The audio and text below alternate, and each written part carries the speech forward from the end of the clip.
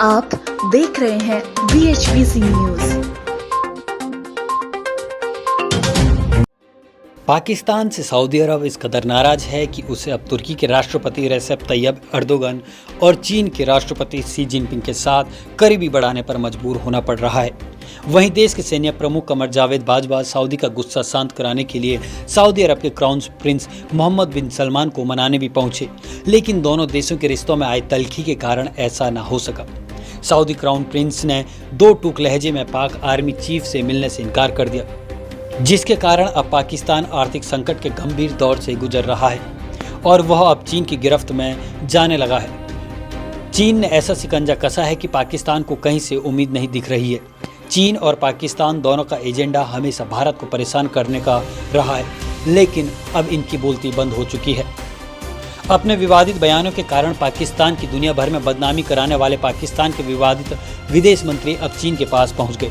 चीन और पाकिस्तान के बीच वार्ता होना ऐसे तो सामान्य बात है, लेकिन सऊदी अरब के साथ चीन की तल्खी और प्रधानमंत्री इमरान खान के चीन को लेकर बयान के बाद वार्ता बहुत महत्वपूर्ण हो जाती है। पिछले कुछ समय से पाकिस्तान की राजनीति में हलचल बढ़ गई है। सऊदी अरब के साथ उसके रिश्तों में खटास आई है। कश्मीर पर ऑर्गेनाइजेशन ऑफ इस्लामिक कॉरपोरेशन की बैठक को लेकर सऊदी अरब का साथ न मिलने से पाकिस्तान के विदेश मंत्री कुरैशी ने सऊदी अरब पर सख्त रुख अपना लिया था, जिसके बाद सऊदी अरब ने पाकिस्तान को $6.2 बिलियन के वित्तीय समझौते को रद्द कर दिया था। साथ ही पाकिस्तान को दिया $3 अरब का कर्ज वापस मांग लिया है। वहीं पाकिस्तान ने अब तक सिर्फ $1 अरब का कर्ज ही चुकाया था, जिसके बाद सऊदी अरब को मनाने पहुंचे पाकिस्तानी जनरल को सऊदी ने बहाव तक नहीं दिया। इसके बाद पाकिस्तान के प्रधानमंत्री इमरान खान ने एक निजी टीवी चैनल पर दिए एक साक्षात्कार में कहा कि पाकिस्तान का भविष्य और तरक्की चीन के साथ जुड़ी है। वहीं विदेश मंत्री की इस यात्रा के बाद यह तय हो गया कि पाकिस्तान अब सऊदी अरब और अमेरिका की बजाय चीन से दोस्ती पर फोकस करेगा। चीन और पाकिस्तान के विदेश मंत्री शुक्रवार को हेनन प्रांत में मिले।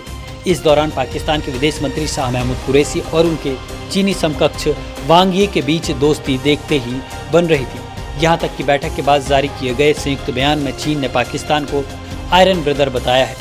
चीन ने जहां भारत और पाकिस्तान के बीच कश्मीर के मुद्दे को संयुक्त राष्ट्र में सुलझाने की बात कही, वहीं पाकिस्तान ने सिंजियांग प्रांत के मुद्दे पर चीन का समर्थन किया है। पाकिस्तान ने चीन से जम्मू कश्मीर पर चर्चा की और अपनी चिंताओं, रुख और मुद्दों से अवगत कराया। वहीं अब चीन का मानना है कि कश्मीर का मुद्दा भारत और पाकिस्तान के बीच इतिहास से चला आ रहा है और इसे शांतिपूर्ण तरीके से और UN चार्टर, UNSC रेजुलेशन और द्विपक्षीय समझौतों के मुताबिक सुलझाना चाहिए। चीन हालात को उलझाने के लिए एक पक्षीय कदम का विरोध करता है। वहीं अब चीन की विस्तारवादी नीतियों को देखते हुए पाकिस्तान भी जम्मू कश्मीर में ही नहीं बल्कि गुजरात के हिस्सों पर अपना दावा कर रहा है। चीन पर उइगर मुस्लिमों पर अत्याचार के आरोप लंबे समय से लगते आ रहे हैं। चीन की कम्युनिस्ट पार्टी की सरकार पर आरोप है कि उइगर की आबादी को नियंत्रित करने के लिए वह अमानवीय तरीके अपनाती है। हजारों की संख्या में उइगर मुस्लिमों को डिटेंशन कैंप में डाला गया, जबरदस्ती उनका गर्भनिरोध किया गया, यहाँ तक कि मस्जिदें भी गिरा दी गई। फिर भी पाकिस्तान चीन की तरफदारी कर रहा है। ऐसे में एक बात साफ हो जाती है कि पाकिस्तान जल्द ही चीन का गुलाम बन सकता है। वहीं अमेरिका और चीन के बीच जारी कोल्ड वॉर में भी पाकिस्तान का पीसना तय माना जा रहा है। पाकिस्तान इन दिनों चीन की गोद में बैठा हुआ है।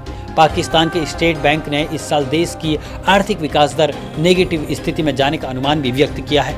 आने वाले वर्षों में भी पाकिस्तान की आर्थिक स्थिति में कोई सुधार होता नहीं दिख रहा है।